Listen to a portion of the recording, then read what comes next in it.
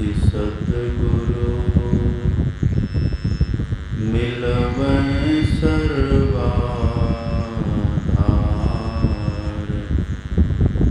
मंगलमय मंगल करना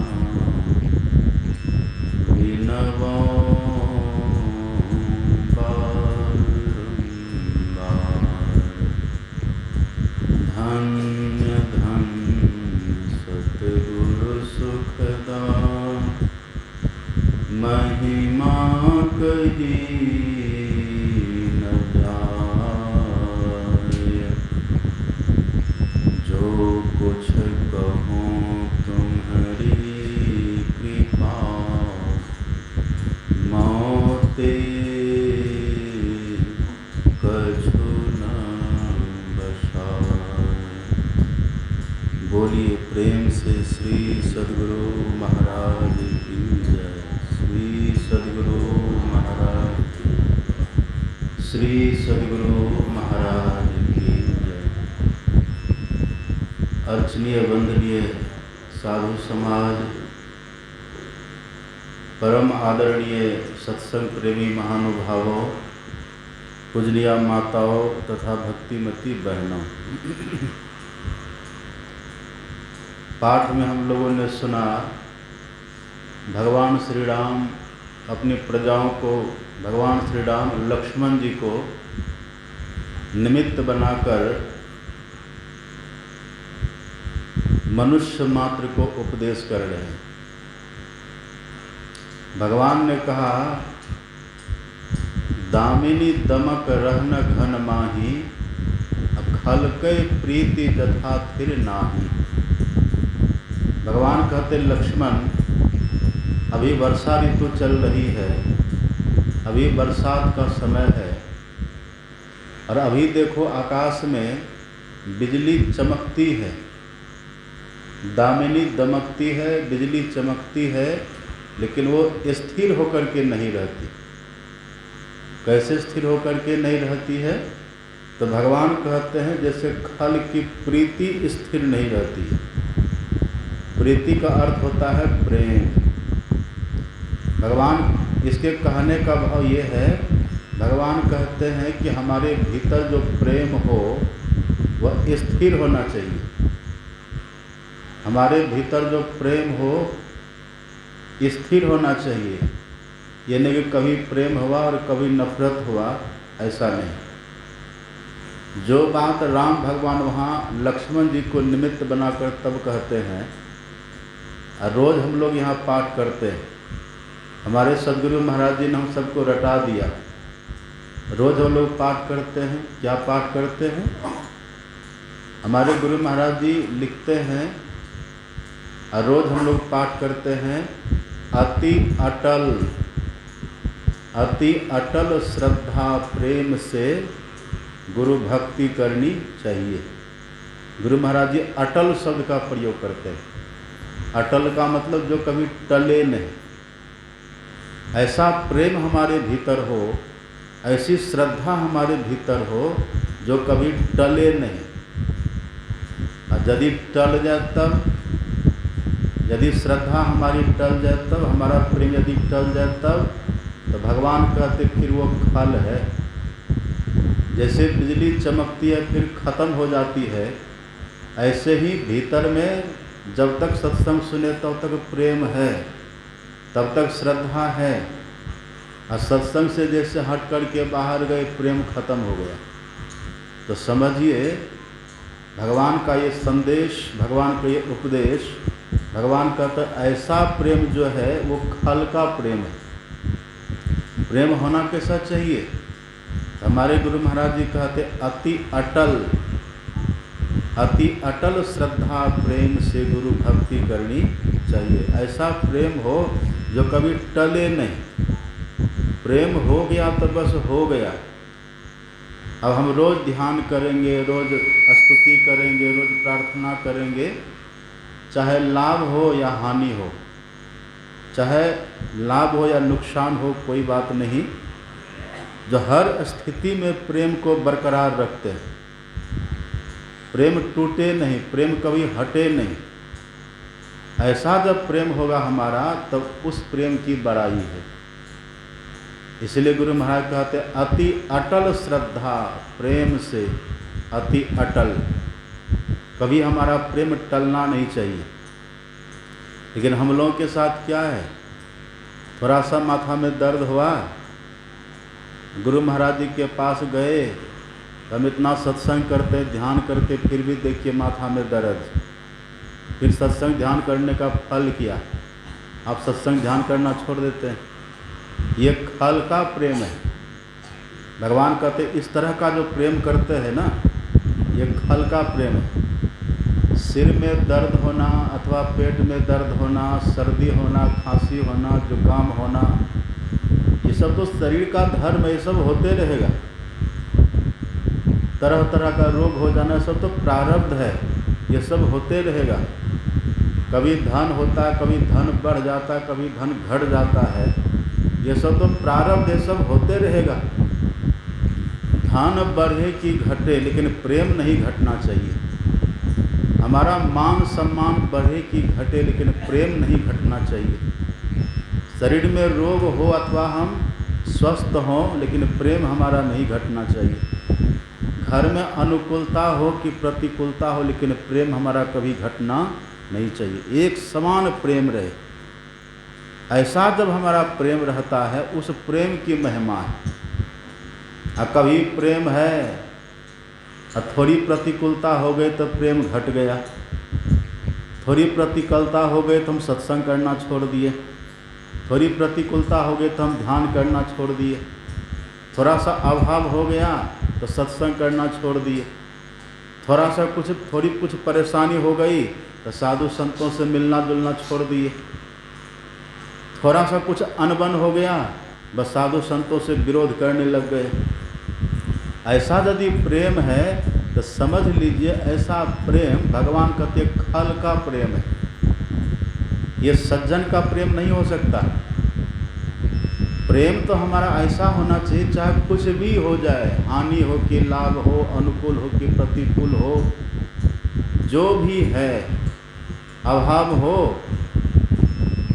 कि हम भरे पूरे रहें वैभव से, किसी भी तरह से, हर स्थिति में जिनका प्रेम कभी नहीं टूटता, भगवान कहता ऐसा प्रेम चाहिए।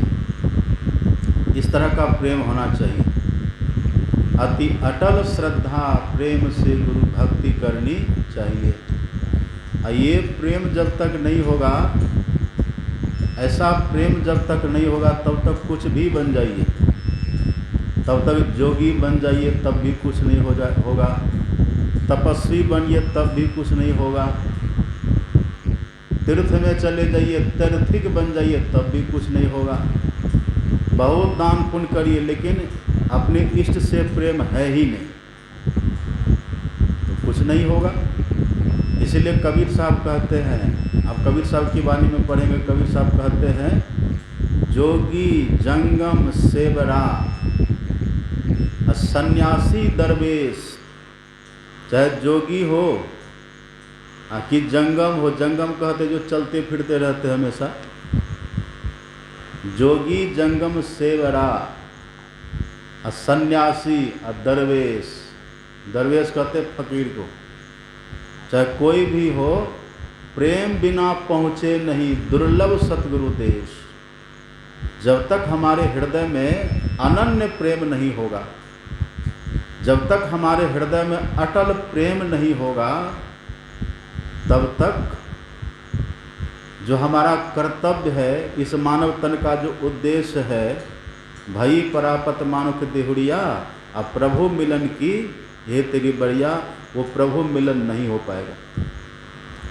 इसलिए भगवान कहते प्रेम ऐसा हो, जो प्रेम हो जाता फिर कभी छूटे नहीं, प्रेम कभी हटे नहीं, प्रेम कभी घटे नहीं, ऐसा प्रेम होना चाहिए।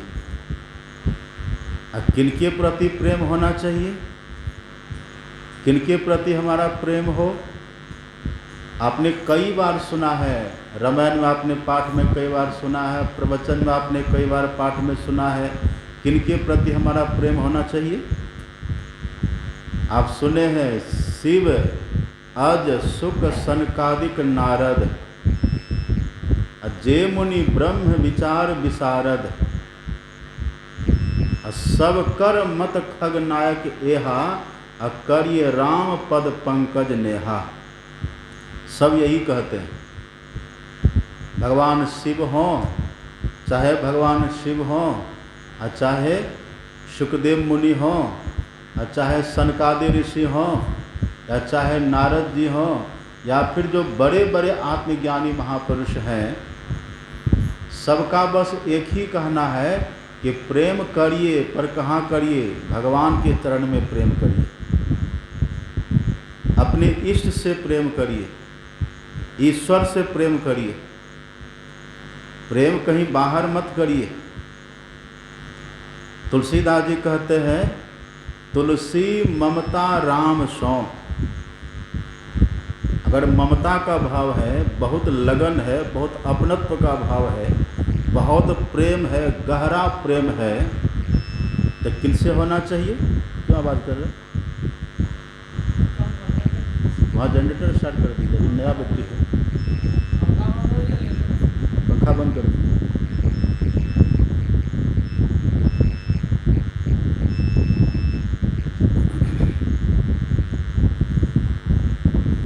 क्या कह रहे थे हम?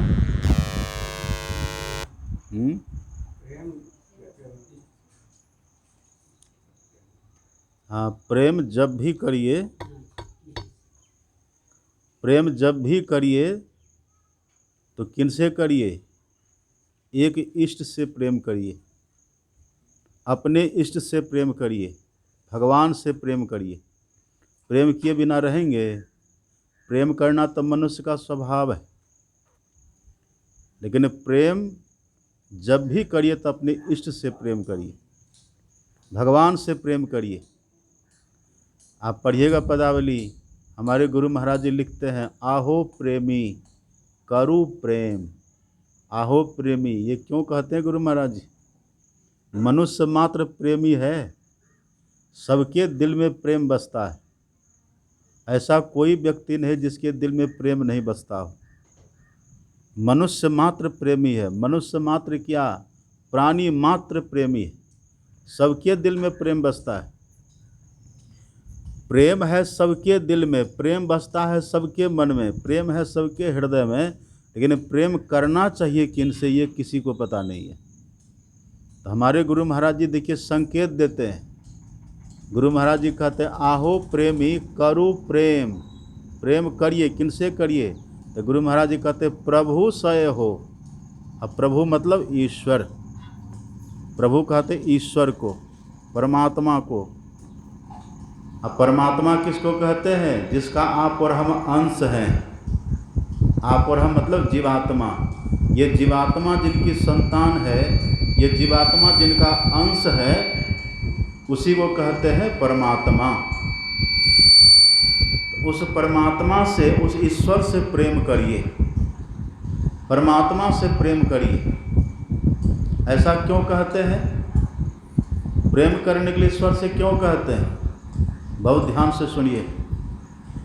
अब देखिए आगे गुरु महाराज जी लिखते हैं, आहो प्रेमी करु प्रेम प्रभु सय हो। आहो प्रेमी करु प्रेम प्रभु सय हो। अब बिनु प्रभु दुख सहु, अब भव में भ्रमत रहु, करु प्रेम प्रभु सय हो। यदि ईश्वर से प्रेम नहीं करेंगे, यदि भगवान से प्रेम नहीं करेंगे, अपने इष्ट से, अपने सद्गुरु महाराज से प्रेम नहीं करेंगे, तो परिणाम क्या होगा? गुरु महाराज जी कहते भव में भ्रमत रहो, मतलब आवागमन के चक्र में पड़े रहेंगे। बारंबार जन्मेंगे और बारंबार हम मरेंगे। जन्म मृत्यु लगा रहेगा। ये जन्म मृत्यु का दुख बहुत बड़ा दुख है। ये माथा दर्द का दुख तो कुछ भी नहीं है, पेट दर्द का दुख तो कुछ भी नहीं है, ये बुखार, ये सर्दी खांसी जुकाम, इसका दुख तो कुछ भी नहीं है। गरीब होने का दुख कुछ भी नहीं है, दरिद्र होने का दुख कुछ भी नहीं है, चोट लग जाए, एक्सीडेंट हो जाए, सब दुख तो कुछ भी नहीं है, कोई अपमान कर दे उसका दुख, ये सब कुछ भी नहीं है। ये सब तो दुख की डाल पात है। सभी दुखों की जो जड़ है वो क्या है? सभी दुखों की जड़ है जन्म और मरण। रोज हम लोग गाते हैं, रोज गाते हैं ना, आवागमन सम दुख दूजा है नहीं जग में कोई। आवा का अर्थ होता है जन्म और गमन का अर्थ होता है मरण। ये जो आवागमन है, जो जन्म मरण है, इससे बड़ा दुख दुनिया में कुछ है ही नहीं। ये सबसे बड़ा दुख है। तो वही गुरु महाराज जी कहते हैं, आहो प्रेमी करु प्रेम प्रभु सह हो, अब बिना प्रभु दुख सहु, अब भव में भ्रमत रहू, अब करु प्रेम प्रभु सह हो। अभी कहाँ प्रेम है हमारा? अभी कहाँ पर प्रेम है? अभी भी प्रेम, अभी कहाँ पर प्रेम है? अभी हमारा प्रेम है संसार के साथ। तो गुरु महाराज जी कहते, आहो प्रेमी त्यागी देहु जग प्रेम हो। जग कहते संसार, ये संसार के प्रेम को त्याग दीजिए, छोड़ दीजिए। आहो प्रेमी त्यागी देहु जग प्रेम हो। ये जग का प्रेम कैसा है? ये संसार का प्रेम कैसा है? तो गुरु महाराज जी कहते हैं, जग प्रेम फांसी, आत्म सुख नासी। अब प्रभु प्रेम, ये जो संसार का प्रेम है, ये फांसी के समान है। ये संसार का जो प्रेम है, ये आत्म सुख को नष्ट करने वाला है। इसलिए आत्म सुख जो है, ईश्वर से जो प्रेम है, वह सुखप्रद है। इसीलिए कहते हैं, ईश्वर से प्रेम करिए, जगत से प्रेम मत करिए। होली आप गाते हैं ना, होली सब गाते रहते हैं, कहाँ ध्यान भटका रहे हैं आप लोग? एक टक इधर देखते रहिए मेरी तरफ। हमारे गुरु महाराज जी कहते हैं, नाहिन करिए जगत सो प्रीति। यहाँ भगवान क्या कहते हैं? दामिनी दमक रहन घन माही, अखल के प्रीति जथा थिर नाही। प्रीति, तो प्रीति कहाँ करिए? गुरु महाराज जी कहते, नाहिन करिए जगत सो प्रीति। जगत से प्रेम मत करिए, संसार से प्रेम मत करिए, संसारियों से प्रेम मत करिए। नाहिन करिए जगत सो प्रीति। इसका परिणाम क्या होगा? गुरु महाराज जी कहते, जगत अथाह भयंकर भवनिधि, जहाँ सब दुख की रीति। यदि उधर प्रेम करेंगे न, तो उधर सब दुख ही दुख है। और जहाँ सब भूल भुलावन कौतुक, समुझी परे नहीं नीति, और रहे जहाँ छाई अनीति। बाहर में सब अनीति छाई हुई है। इधर बाहर में आपसे कोई निस्वार्थ प्रेम करता है? निस्वार्थ प्रेम करने वाला कोई है यहाँ? सुर नर मुनि की यह सब रीति, यह स्वार्थ लाग करही सब प्रीति। इधर का जो प्रेम है, बिना स्वार्थ का आपसे प्रेम करने वाला कोई नहीं है। जब तक आपके पास धन है, तब तक घर का सब लोग प्रेम करता है। जब तक आपका स्वास्थ्य बढ़िया है, तब तक घर का सब लोग आपसे प्रेम करेगा। जब तक आप स्वस्थ हैं, जब तक आप सबल हैं, जब तक आप सुंदर हैं, जब तक आप संपत्तिवान हैं, जब तक आप बलवान हैं, तभी तक सब आपसे प्रेम करेगा।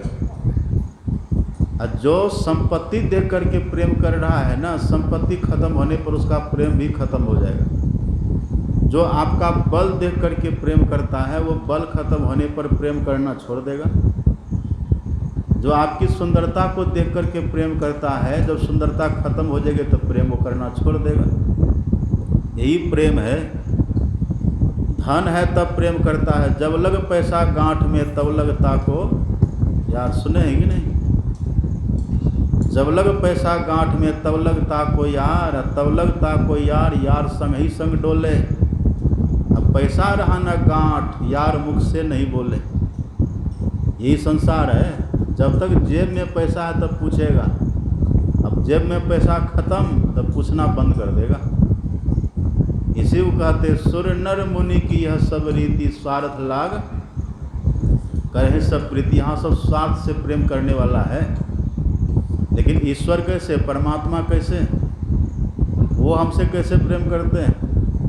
राम भगवान खुद कहते, भगवान का ही वचन है, भगवान कहते हैं देत ईस बिनु हेतु स्नेही, बिनु हेतु स्नेही, जो बिना किसी लेन देन के प्रेम करने वाले, जो बिना किसी स्वार्थ के प्रेम करने वाले, जो बिना किसी कारण के प्रेम करने वाले, वो कौन है?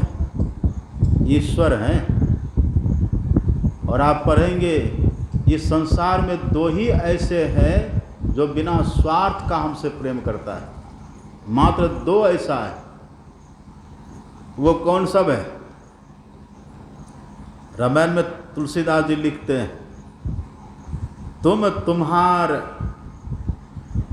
तुम्हार भगत असुरारी, हेतु रहित जग जग उपकारी। तुम तुम्हार, हे प्रभु आप और आपका जो संत है, जो संत है, एकमात्र ईश्वर और ईश्वर को प्राप्त करने वाले जो संत हैं, यही दो ऐसे हैं जो हमसे निस्वार्थ प्रेम करते हैं, उनको कोई स्वार्थ नहीं है। इसीलिए जो हमसे निस्वार्थ प्रेम करते हैं ना, उनसे हमको प्रेम करना चाहिए। और इधर संसार में, इधर सबके प्रति समता का भाव रखिए। तुलसी ममता राम सो और समता सब संसार, इधर सबके प्रति सम भाव रखिए।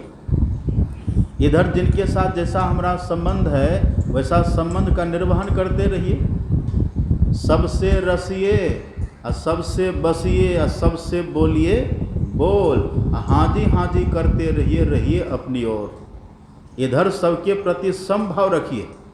माँ है तो उनकी सेवा करिए, पिताजी है तो उनकी सेवा करिए, भाई है तो उनका रक्षण करिए, पत्नी है तो उनकी परवरिश करिए, पुत्र है तो उसको पढ़ाइए लिखाइए, पुत्री है उसको पढ़ाइए लिखाइए, उसका विवाह करिए। ये सब करिए, लेकिन प्रेम किसी से मत करिए। प्रेम किससे करिए?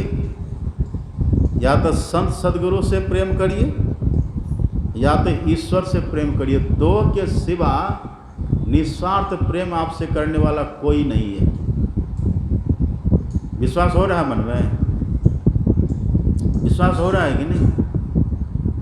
ये दो के सिवा हमसे निस्वार्थ प्रेम करने वाला कोई नहीं है। इधर जो भी प्रेम करता है किसी न किसी स्वार्थ से प्रेम करता है। लेकिन संत कैसे हैं? एक संत अपने देश में हुए, ध्यान से सुनिए, एक संत अपने देश में हुए समर्थ गुरु रामदास, नाम सुने?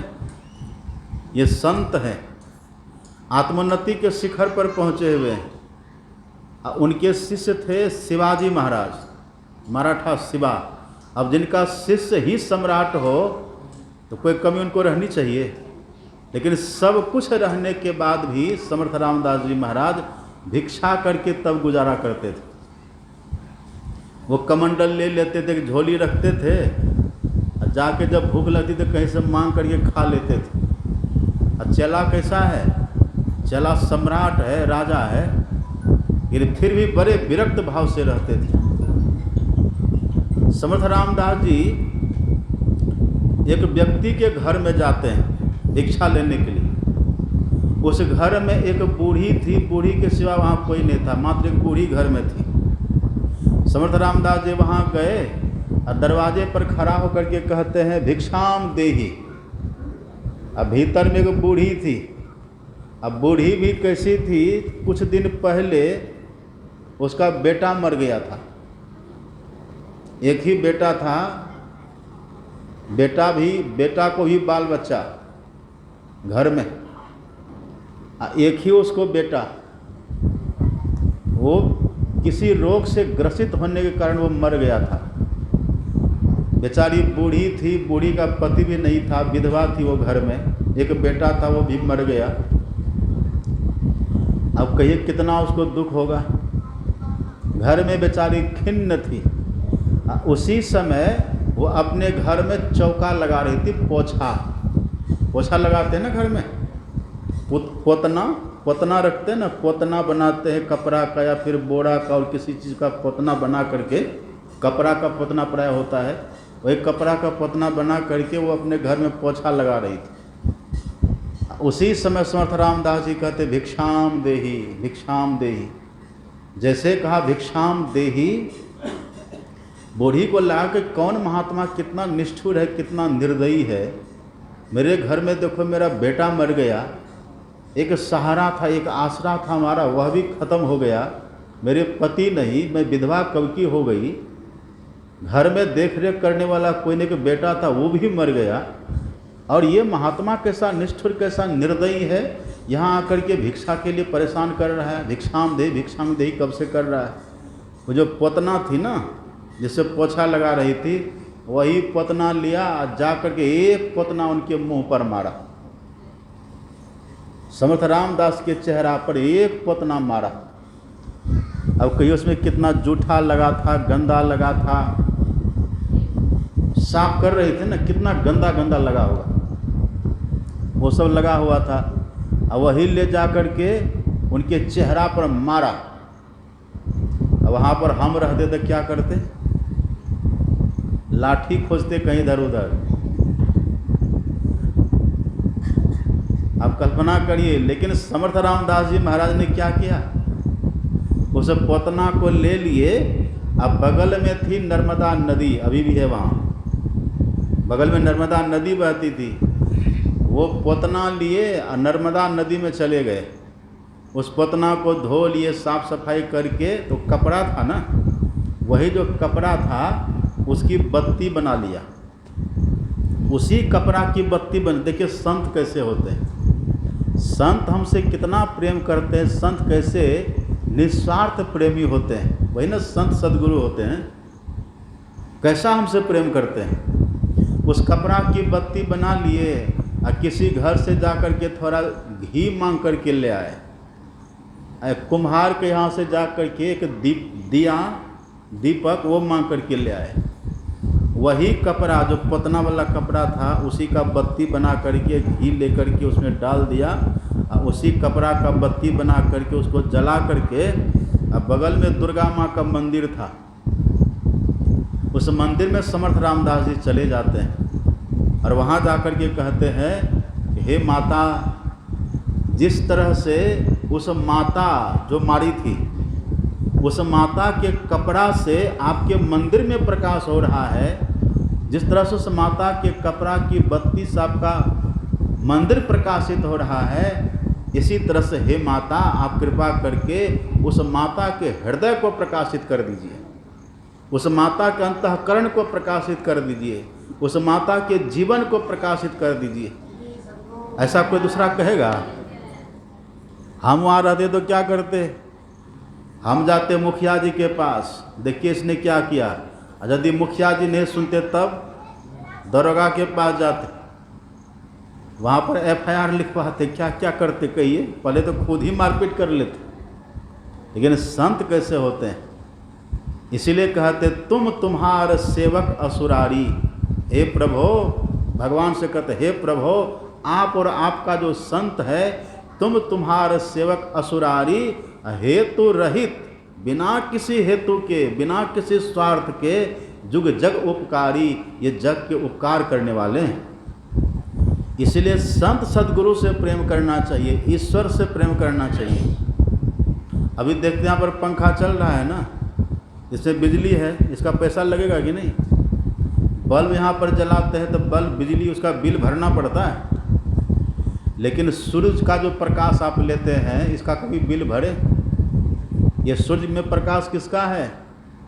आप पढ़िए, गीता में भगवान कहते हैं यदादित्य गतम तेजो जगत भास्यते खिलम यद चंद्रमस्य चाग्नो तत् तेजो विधि मामकम। भगवान कहते हैं सूर्य में मेरा प्रकाश है, चंद्र में मेरा प्रकाश है, अग्नि में मेरा प्रकाश है। मतलब भगवान हमको सूर्य के माध्यम से प्रकाश दे रहा है। बिना उसके प्रकाश का काम चलेगा? दिन है तो सूर्य का प्रकाश है, रात्रि है तो चंद्रमा का प्रकाश है, तारे का प्रकाश है। भगवान कहते इन सब में मेरा प्रकाश है। कभी आपने भगवान को बिल दिया है?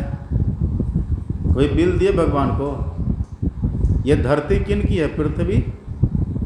हम लोग तो बाउंड्री दे के कहते ये हमारा आश्रम की ज़मीन है। वो अपना उधर बाउंड्री देता, वो अपना उधर बाउंड्री देता, अब अपना घर में बाउंड्री दे करके लिख देते हैं कुत्ते से सावधान।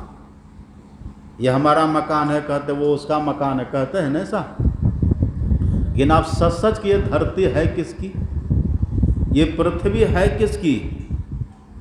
और जब एक बार धरती हिलती है तब कहिए कैसा लगता है, मतलब भूकंप, कितना मकान ढह ढन मना जाता है, तब आपकी ज़मीन रहती है। ये ज़मीन है किसकी, धरती है किसकी? भगवान श्री कृष्ण कहते हैं गामा विश्व च भूतामी धारयाम्य हमो जसा। भगवान कहते हैं ये पृथ्वी मेरी है और इस पृथ्वी में मैं ही प्रवेश करके इसको धारण करके हूँ। पर कभी भगवान ने इसका पैसा मांगा? कभी भगवान इसका बिल मांगते हैं? कभी इसका मूल्य भगवान मांगते हैं? कभी टैक्स लगता है? बिना हेतु का, बिना लेन देन का उपकार कर रहे हैं कि नहीं भगवान? अभी कोई व्यक्ति बीमार पड़ता है, डॉक्टर के पास जाते, डॉक्टर कहता है कि ऑक्सीजन लगेगा, उसका पैसा आपको देना पड़ता है कि नहीं? लेकिन अभी जो बैठ करके श्वास ले रहे हैं, ये श्वास कौन दे रहा है? भगवान ही तो दे रहे हैं ना। ये बिना स्वार्थ के प्रेम करने वाले हैं। इसलिए हमारे गुरु महाराज जी कहते हैं आहो प्रेमी करु प्रेम प्रभु सय हो, उनसे प्रेम करिए। अति अटल श्रद्धा प्रेम से गुरु भक्ति करनी चाहिए। संत सदगुरु की भक्ति करिए, ईश्वर की भक्ति करिए। क्यों? ये सब बिना स्वार्थ के प्रेम करने वाला है। आज जिसे पुत्र से आप बहुत प्रेम करते हैं ना, आज जिस दिन आप पुत्र को कुछ देना बंद कर दीजिएगा, उसी दिन पुत्र आपका अपमान करना शुरू कर देगा, है कि नहीं? आप करके देखिए कभी प्रैक्टिकल, पता चल जाएगा। जरा तिजोरी की चाबी उसको मत दीजिए, तब देखिए कैसे करता है। जरा अपना एटीएम नंबर उसको मत दीजिएगा। नंबर रखेंगे ना, एटीएम नंबर सब रखते हैं ना, छुपा छुपा के रखते हैं, किसी को देखने देते हैं? अब बेटा देख लेता है कि नहीं? आपसे पूछता है कि ना? पूछेंगे नहीं बताइएगा तब एकदम पूछ ही लेगा, परेशान करके जान लेगा वो। इसलिए इधर सम भाव रखिए, इधर समता का भाव रखिए, इधर समता का भाव रख करके प्रेम रखिए गुरु महाराज से। और ऐसा प्रेम रखिए जो अटल हो। भगवान कहते हैं खलके प्रीति जथा थिर नाही, हमारा प्रेम स्थिर होना चाहिए, स्थिर होना चाहिए। ऐसा जब प्रेम होगा तब लाभ है। अस्थिर प्रेम हमारे भीतर होना चाहिए। और देखिए जिनको सच्चा प्रेम होगा ना गुरु महाराज से, जिनको सच्चा प्रेम होगा उनके भीतर दो अवगुण नहीं होगा। पहला तो जिनको सच्चा प्रेम गुरु महाराज जी से होगा उसको कोई लोभ अपने भीतर में नहीं होगा। लोभी व्यक्ति प्रेम कर ही नहीं सकेगा। जिसको बहुत लोभ होगा ना, वो दुनिया के पदार्थ मांगेगा, वो दुनिया के धन दौलत मांगेगा। वो लोभी व्यक्ति गुरु महाराज से प्रेम कर ही नहीं सकता। प्रेम वो कर सकता है जिनको दुनिया के पदार्थों का लोभ नहीं है। कुछ मिले तब भी ठीक है, नहीं मिले तब भी ठीक है, हम राजी हैं उसी में जिसमें तेरी रजा है। यहाँ यूँ भी वाह वाह है, यहाँ वो भी वाह वाह है। हरम के पुजारी हरम चाहते हैं, कर्म के पुजारी कर्म चाहते हैं। हम न खुशी चाहते हैं न गम चाहते हैं, हम वही चाहते जो आप चाहते हैं।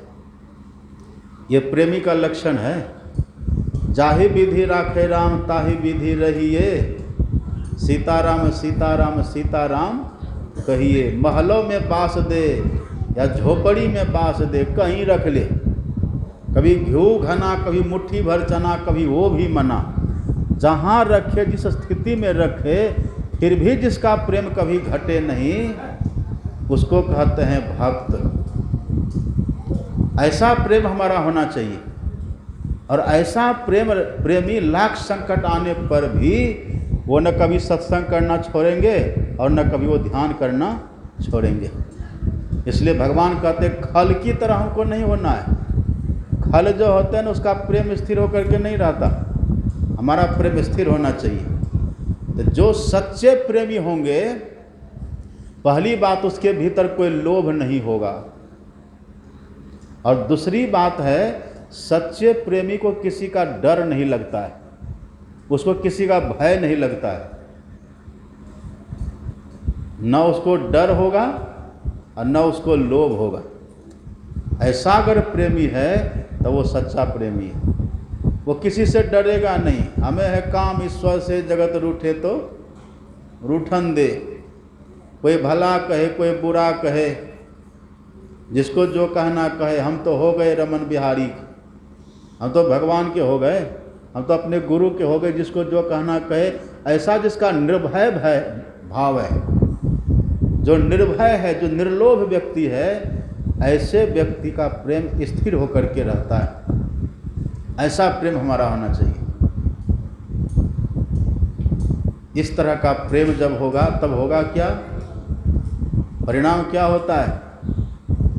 हरि व्यापक सर्वत्र समाना। ईश्वर तो सब जगह है। हरि व्यापक सर्वत्र समाना, अप्रेम ते प्रगट होई मैं जाना। ईश्वर सब जगह है, लेकिन जब ऐसा प्रेम होता तो प्रकट हो जाते हैं। प्रेम से भगवान प्रकट हो जाते हैं। आपने देखा ना, प्रहलाद को हिरण्यकशिपु ने बहुत कष्ट दिया। प्रहलाद को बहुत कष्ट दे रहे थे, हिरण्यकशिपु दे रहा था, लेकिन प्रहलाद को भी भगवान की भक्ति छोड़ा। प्रहलाद जी को पीठ पर पत्थर बांध करके नदी में फेंक दिया, तभी भक्ति करना छोड़ा। प्रहलाद जी को हिमालय की चोटी से नीचे फेंक दिया, तभी भजन करना वो छोड़ा। प्रहलाद जी को खौलता हुआ तेल में डाल दिया और तभी भक्ति करना छोड़ा। दो पंडित जी थे, वो तांत्रिक विद्या जानते थे। हिरण्यकशिपु से दोनों ने कहा कि आप क्यों प्रहलाद के पीछे परेशान, इसको मारना तो बिल्कुल आसान, इसको तो हम ऐसे मार देंगे। कहा कैसे मारिएगा? कहा हम इसको तेल गरम करके, तेल खौला करके इसको तेल में डाल देंगे, ये जल करके मर जाएगा। कहा तो मारिए, ठीक है। कढ़ाई में तेल भर दिया और तेल जब गर्म होकर खलबल खलबल खोलने लगा, पंडित जी का तब तेल गर्म हो गया। लेकिन थोड़ा पहले चेक कर ले, देख ले कि बढ़िया से गर्म हुआ है कि नहीं। एक कच्चा नारियल लाया, इतना खौलता हुआ तेल था, वो देख रहा था गर्म हुआ कि नहीं। उसमें डालना है प्रहलाद को। वो कच्चा नारियल ला करके जैसे उसे तेल में डाला, खोलते हुए तेल में, उसमें डालते ही वो नारियल दो भाग में फटा और दोनों पंडित जी के टिकला पर लगा। दोनों पंडित जी भाई राम नाम सत्य हो गए, पंडित जी मर गए। जाको राखे सहिया मार न सके कोय, आ बाल ना बाका कर सके जो जग बैरी होए। जिसको भगवान रखने वाले उसको कोई मार सकता है? अब भगवान कहते हैं, भगवान के लिए कहा गया है, जो अपराध भगत कर करई, जो भगवान के भक्तों का अपराध करते हैं, जो अपराध भगत कर करई, राम रोष पावक सो जरई। जो भगवान के भक्तों का अपराध करते हैं ना, भगवान उसको अपनी क्रोधाग्नि से जला करके भस्म कर देते हैं। सुनो सुरेश रघुनाथ स्वभाव, बृहस्पति कहते हैं इंद्र से, सुनो सुरेश रघुनाथ स्वभाव, निज अपराध रिसाई न काऊ, जो अपराध भगत कर करई, राम रोष पावक सो जड़ई। हे इंद्र सुनो, यदि कोई भगवान का अपराध कर दे तो भगवान थोड़ा सह लेते हैं, माफ कर देते, क्षमा कर देते हैं। पर यदि कोई भगवान के भक्तों का अपराध करे ना, तब फिर उसको भगवान नहीं छोड़ते हैं। इसलिए भगवान के जो भक्त होते हैं वो हमेशा निर्भय होकर के रहते हैं, वो किसी से डरते नहीं। क्यों? क्योंकि उसके पीछे भगवान है। प्रहलाद जी को कितना कितना कष्ट दिया हिरण्यकशिपु, पंडित जी खुद ही मर गए। पर प्रहलाद जी को जब उसी तेल में डाला गया ना, तो प्रहलाद जी कहते रहे, पिताजी ये तेल तो चंदन के तेल के समान ठंडा लगता है, गर्म भी कहाँ लग रहा है। तेल खलबल खलबल खौल रहा है, गर्म से तेल उबल रहा है, गर्मी से तेल उबल रहा है। अब पर प्रहलाद जी कहते तो चंदन के समान शीतल लग रहा है। तो ये जो भगवान के प्रेमी हो तो निर्भय होकर के रहते हैं। और अंतिम में हिरण्यकशिपु ने कहा प्रहलाद से कि बता तेरा भगवान कहाँ है। तो प्रहलाद जी प्रेमी है ना, प्रेमी को भगवान सब जगह दिखता है। प्रहलाद जी ने कहा कि मेरा भगवान तो सब जगह है, मेरा भगवान तो मुझे सब जगह दिख रहा है। कहा मेरे तलवार में? कहा हाँ तलवार में भी दिख रहा है, हम में, तुम में, खरग खम्भ में, सब जगह भगवान है। सामने बड़ा मोटा सा खंभा था, पिलर था, कहा इसमें है तुम्हारा भगवान? बोले हाँ उसमें भी दिख रहा मुझे, उसमें भी है। प्रहलाद की दृष्टि साधारण दृष्टि है, प्रहलाद की जो दृष्टि थी ना वो संत की दृष्टि है, वो पंडित की दृष्टि है। विद्या विनय संपन्ने ब्राह्मणे गवि हस्तिनी सुनिचैव स्वपाके च पंडिता समदर्शिणः। जो पंडित होते उनकी दृष्टि सम हो जाती है, उनको सब में भगवान का दर्शन होता है, वो सब जगह भगवान का दर्शन करते हैं। प्रहलाद जी ने कहा कि मुझे मेरे भगवान का दर्शन तो सब जगह हो रहा है। हिरण्यकशिपु ने कहा इस खंभा में है तुम्हारा भगवान? बोले हाँ खंभा में भी है। हिरण्यकशिपु ने लिया अपना गदा और जैसे गदा का प्रहार किया उस खंभ के ऊपर, उसी खंभा से नृसिंह भगवान प्रकट हो गए। भगवान तो वहाँ थे पर पहले प्रकट हुए थे, प्रहलाद के कारण से प्रकट हुए हैं। तो क्या वो खंभा में भगवान बैठे हुए थे पहले से? सब जगह भगवान है। फिर प्रहलाद जी को जो कहा न कि इसमें है, तो प्रहलाद जी ने कहा दिया हाँ है। तो प्रहलाद जी के बात को सत्य करने के लिए, प्रहलाद जी की बात को प्रमाणित करने के लिए भगवान वहाँ, प्रहलाद जी की रक्षा करने के लिए भगवान वहाँ प्रकट हो जाते हैं। और उसी खंभ से भगवान प्रकट होकर के और हिरण्यकशिपु को पकड़ करके खत्म कर दिया, प्रहलाद की रक्षा कर ली। ये कब होता? जब बहुत प्रेम हमारे भीतर होता है तब। हरि व्यापक सर्वत्र समाना, अब प्रेम ते प्रकट होई मैं जाना। जब बहुत प्रेम हमारे भीतर होता है तो हमारे प्रेम के प्रभाव से भगवान प्रकट होते हैं। लेकिन ये प्रेम होगा कैसे? जो प्रेम से भगवान प्रकट हो जाते हैं, बहुत ध्यान से सुनिए आप, ये प्रेम कैसे होगा? जो प्रेम से भगवान प्रकट होते हैं, ये प्रेम होगा कैसे? ये प्रेम का संबल कैसे मिलेगा? प्रेम धन कैसे मिलेगा? प्रेम से बड़ा कोई धन होता है? सबसे बड़ा धन है प्रेम धन। ये प्रेम धन कैसे मिलेगा हमें? ये प्रेम धन कहाँ से मिलेगा हमें? इसके लिए उपाय बताते हैं, आप पढ़िएगा रामायण में। ये गुरु वशिष्ठ का वचन है। राम भगवान के गुरु कौन थे? राम के गुरु हैं गुरु वशिष्ठ। और समझिए, जिनका शिष्य इतना महान भगवान है तो गुरु क्या कम होंगे? गुरु कितने महान हैं। गुरु वशिष्ठ से पूछा है कि कृपा करके ये बतलाइए, ऐसा प्रेम जिससे भगवान का दर्शन होता है, वो प्रेम कैसे मिलेगा? वो प्रेम किस प्रकार से मिलता है? क्या भाव बनाने से ऐसा प्रेम मिलेगा? हम भगवान के बड़े प्रेमी हैं, केवल कहने से प्रेम हो जाएगा? उसके लिए कुछ करना पड़ेगा। तो गुरु वशिष्ठ से पूछा है कि गुरुदेव ये बतलाइए, जिस प्रेम के होने से भगवान का दर्शन होता है, वो प्रेम मिलेगा कैसे? तब गुरु वशिष्ठ ने ऐसा प्रेम पाने का उपाय बताया है। क्या सब उपाय बताया है? देखिए, पहला जो उपाय है, सबसे पहला उपाय है, गुरु वशिष्ठ कहते हैं जप। जो निरंतर जप करते रहते हैं, उनको अपने भीतर में इष्ट के प्रति प्रेम प्रकट होने लग जाता है। जप, तप, नियम, योग, निज धर्मा, श्रुति संभव नाना शुभ कर्मा, दान, दया, दम, तीर्थ मज्जन, अजह लगी धर्म कहत श्रुति सज्जन। आगम निगम, आगम कहते वेद को, निगम कहते पुराण को।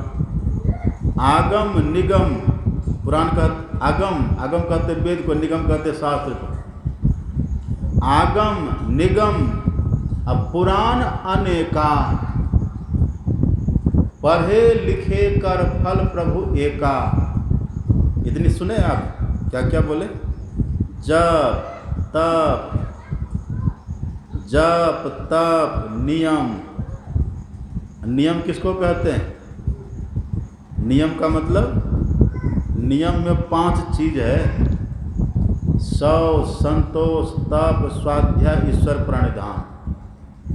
ये 5 जब जीवन में आएगा,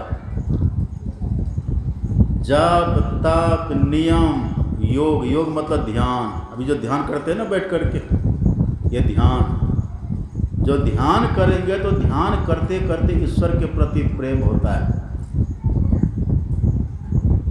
श्रुति संभव नाना शुभ कर्मा, जो तरह तरह के शुभ कर्म करते रहते, छोटे छोटे शुभ कर्म करते रहते हैं।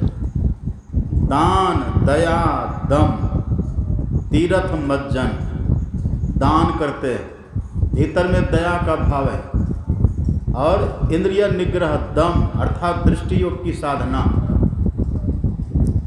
और तीर्थों में जाकर के रहना, और सबसे बड़ा तीर्थ है सत्संग है ना, सत्संग रूपी तीर्थ में रहना।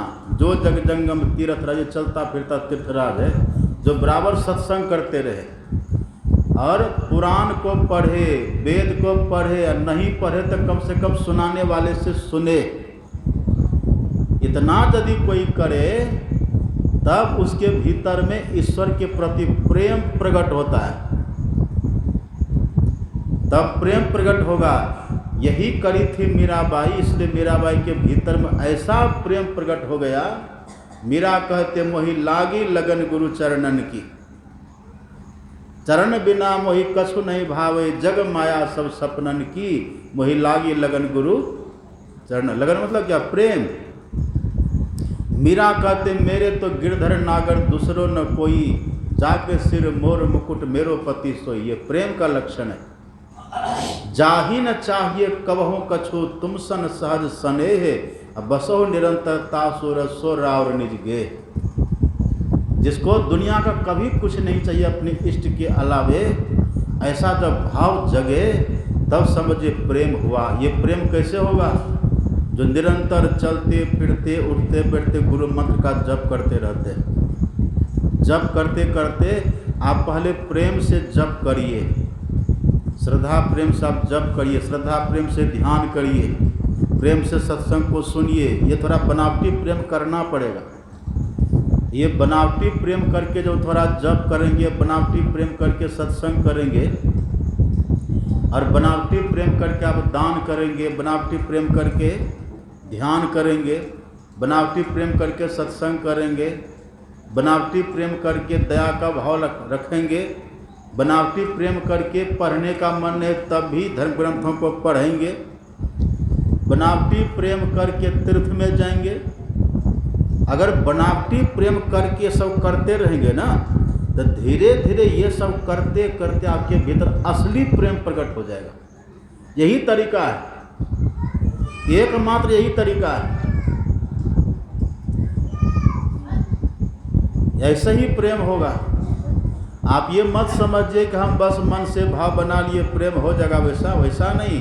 पहले तो आप बनावटी प्रेम करके ये सब करिए, और ये सब करके जब आप करते रहेंगे, प्रेम करके करते रहेंगे, तब देखिएगा भीतर से ऐसा प्रेम प्रकट होगा, ऐसा प्रेम का बाढ़ प्रकट होगा भीतर से कि आप न तो ध्यान के बिना एक क्षण रहेंगे, न तो भक्ति के बिना एक क्षण रहेंगे, और वही प्रेम आपको ईश्वर से मिला देगा। उसी प्रेम से आप भगवान से मिलेंगे। इसलिए प्रेम, पहले तो बनावटी प्रेम करिए। सत्संग में नहीं आने का मन करे तब भी सत्संग में आ जाइए। जप करने का नहीं मन करे तब भी जप करिए। दान करने का मन नहीं करे तब भी दान करिए। घर में नहीं हो पैसा तो पैसा लेके दान करिए, पर करिए। बनावटी प्रेम करके दान करिए, दिखावा करिए, पहले दिखावे से काम शुरू करिए। लोग कितना पहले दिखावा कर रहे, देखो कहने दीजिए, लेकिन आप करते रहिए, बनावटी पहले करते रहिए। इसी को कहते हैं झूठ मूठ खेल ले सचमुच हो। यही झूठ मूठ खेलते खेलते दिन सच हो जाएगा। झूठ मूठ खेल ले सचमुच होए, सचमुच खेल ले बिरला कोई, और जो कोई खेल ले मन चितलाए, होते होते होइए जाए। तो पहले बनावटी प्रेम करना होगा। जैसे भी हो, जैसे बने तैसे करो कमाई।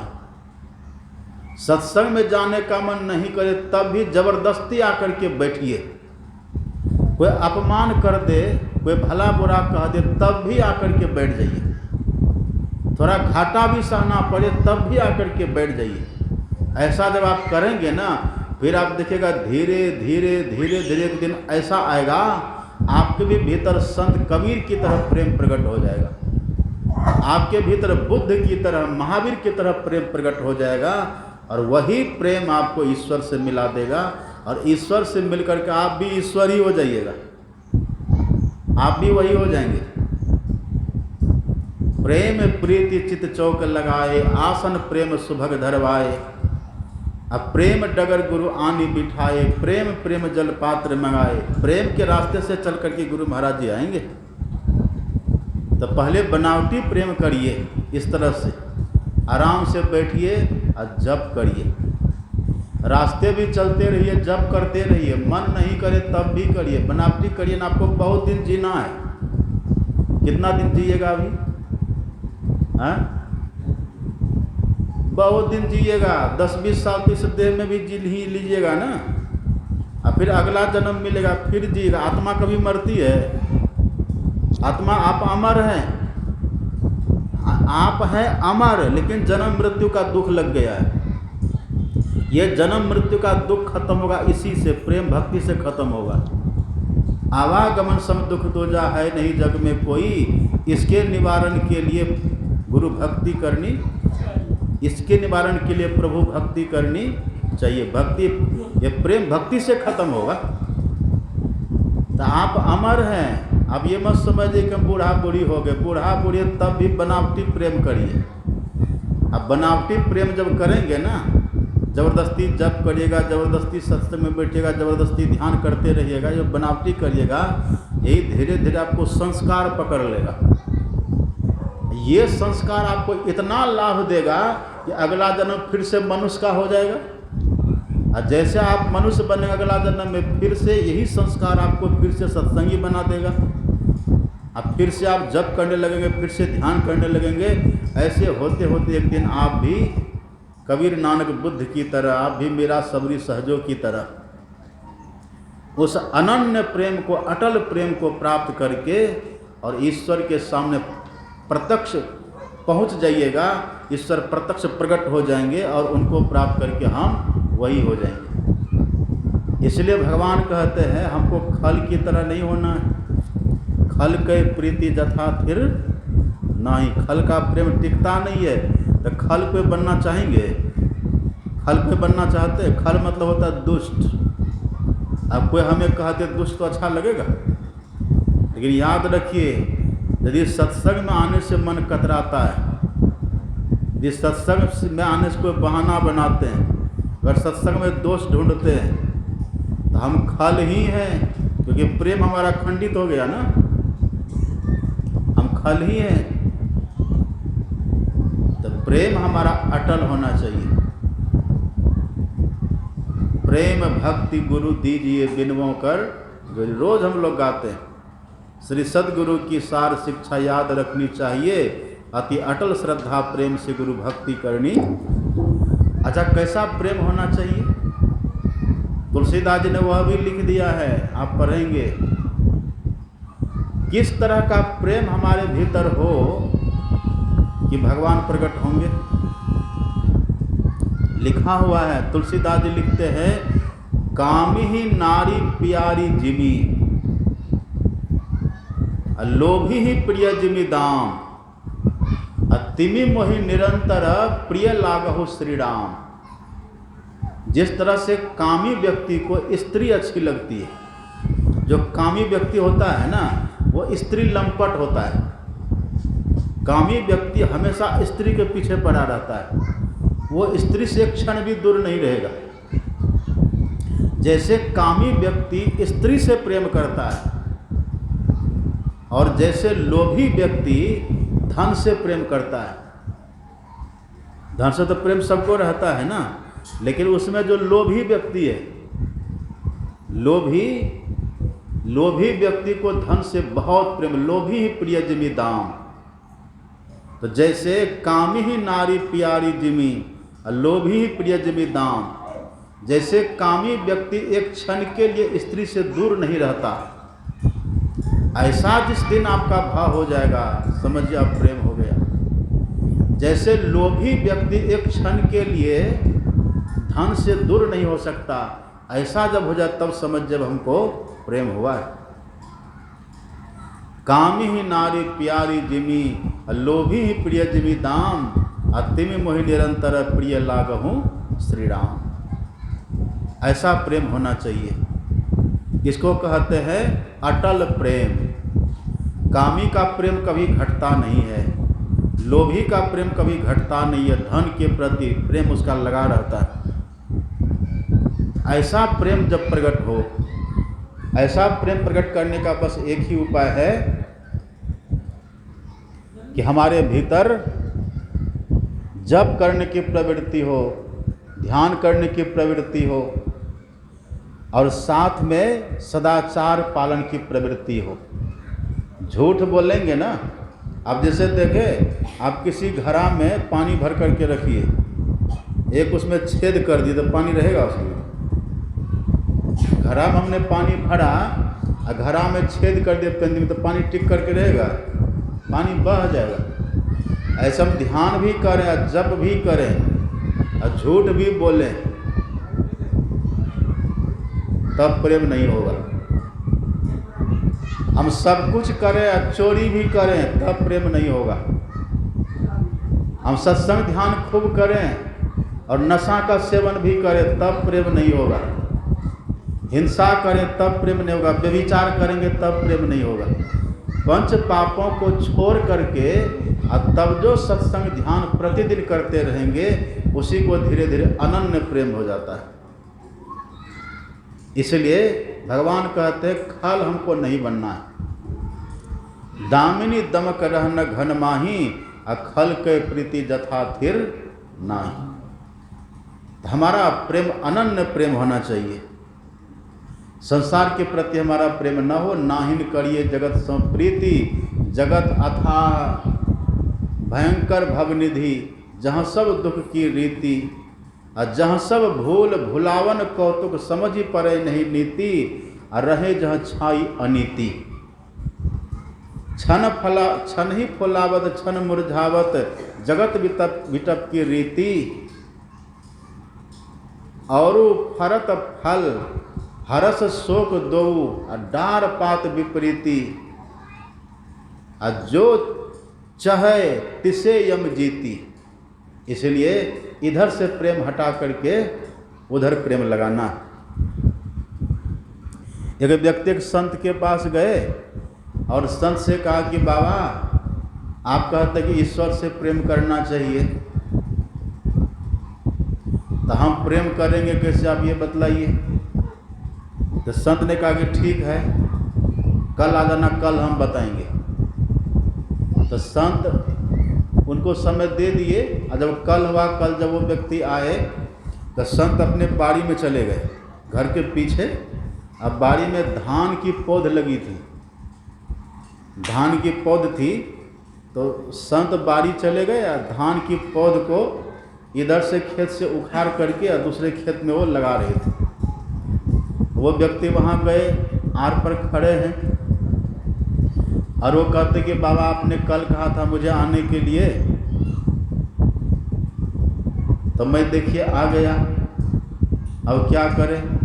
और संत कुछ बोल नहीं रहे हैं, बस धान इधर से उखाड़ तो उधर जा करके वो रोप देते हैं। जब बहुत देर तक वो आदमी खड़ा रहा और बाबा से कुछ कुछ कहता रहा, तब अंतिम में बाबा कहता, अरे मैं तो तुमको उपदेश दे रहा हूँ, तुम समझ ही नहीं रहा है। जैसे मैं धान की पौध को इधर से उखाड़ लेता हूँ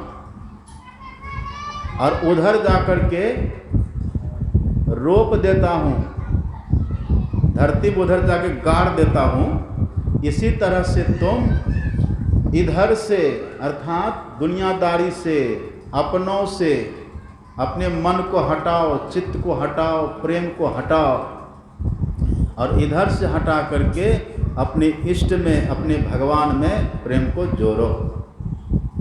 ऐसा करते करते धीरे धीरे झूठमुठ खेले सचमुच होए और सचमुच खेले बिरला खोए, या जो कोई खेले मन चितलय होते होते होइए जा। धीरे धीरे ऐसा करते करते हमारा प्रेम दृढ़ हो जाता है और यही प्रेम जब दृढ़ होता है, उसी प्रेम से सबसे ऊंची प्रेम सगाई। दुर्योधन घर मेवा त्यागो साग विदुर घर खाई। दुर्योधन के घर में 56 प्रकार का व्यंजन बना हुआ है और श्री कृष्ण भगवान उनके यहाँ गए तो दुर्योधन ने कहा कि केशव, हमने आपके लिए तरह तरह का व्यंजन बना करके रखा है, चलिए भोजन कर लीजिए। तो भगवान ने क्या कहा? भगवान ने कहा कि देखो मुझे अभी भूख नहीं लगी है, अभी खाने की इच्छा मुझे नहीं है। और भगवान ने कहा कि सुनो, व्यक्ति दो ही स्थिति में भोजन करता है, या तो जब व्यक्ति को भूख लगती है ना तो किसी से मांग करके भी खा लेता है, तब भोजन करता है, या यदि भोजन कराने वाले के भीतर प्रेम बहुत हो, बहुत प्रेम हो कि नहीं भोजन करिए ही, आपके भोजन किए बिना हम भोजन कर नहीं सकते, ऐसी स्थिति में व्यक्ति कितना भी खाया हुआ पहले से, कितना भी पेट भरा हुआ हो, तब भी कुछ न कुछ भोजन करते हैं कि नहीं। कृष्ण भगवान ने कहा कि दुर्योधन, यहाँ पर न तो मुझे भूख लगी है और न तो तुझे खिलाने का भाव है, बस तुम प्रदर्शन करना चाहते हो कि मैंने द्वारकाधीश को 56 व्यंजन खिलाया। ऐसी स्थिति में मैं खाने वाला नहीं हूँ। अब वहाँ से भगवान निकले, अब बगल में थे विदुर जी के घर, वहाँ से भगवान निकले विदुर के घर गए। अब विदुर के घर में विदुरानी थी, विदुरानी सुलभा नाम था उनका। विदुरानी के पास जैसे भगवान गए तो विदुरानी ने देखा कि कृष्ण आए हैं, इतना प्रेम में भरी, इतना वो भाव में भरी, बैठने के लिए पीढ़ी दे दिया, पीढ़ी पर भगवान बैठ गए। घर में जाती है, केला का घर उठा करके लाती, अब भगवान बैठे हुए हैं, अब केला को छिलती है और खिलाती है। क्या? केला को छिल छिल करके छिलका देती है भगवान के हाथ में, अब गुठली को फेंक रही है। अब भगवान केला का छिलके खा रहे हैं। इसका मतलब ये नहीं कहा हमको बोला कि छिलके खिला दीजिए कभी साधु महात्मा को, ये तो भगवान की बात है, ये बात तो भगवान के लिए। वो सुलभा केला को छिलती है, केला छिल छिल करके गुठली को फेंक रही है, उसको होश ही नहीं है। इतना प्रेम से सराबोर हो गई है सुलभा, केला का गुठली फेंक रही है, छिलका भगवान को दिए जा रही है, भगवान वो छिलका ही बड़े भाव से खा रहे हैं, है ना।